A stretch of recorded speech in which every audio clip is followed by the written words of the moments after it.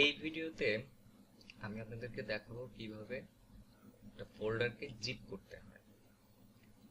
তো আপনি কি জিপ করবেন এটা আগে নির্দিষ্ট করতে হবে। তো আমরা প্রথমে একটা ফোল্ডার নিচ্ছি, তার নামকরণ করছি।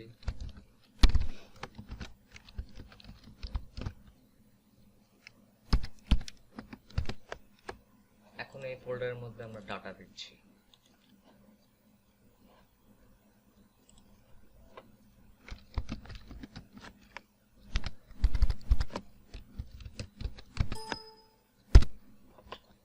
এই ফোল্ডারে আমরা একটা ইমেজও দিব।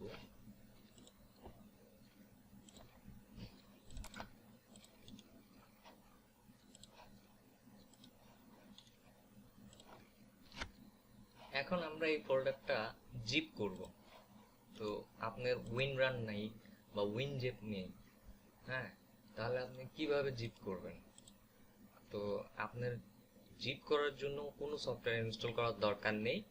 আপনার অপারেটিং সিস্টেম যদি উইন্ডোজ হয়ে থাকে তাহলে আপনি জাস্ট ডেস্কটপে রাইট ক্লিক করুন, নিউতে যান, কম্প্রেসড জিপ ফোল্ডারে ক্লিক করুন।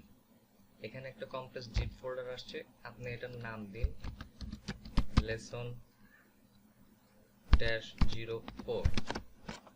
এখন এই ফাইলটা ফোল্ডারটা আপনি ড্র্যাগ করে এটার উপরে ছেড়ে দিন এবং এটা ওপেন করুন। দেখুন এর মধ্যে আপনার ফাইলগুলো চলে আসছে।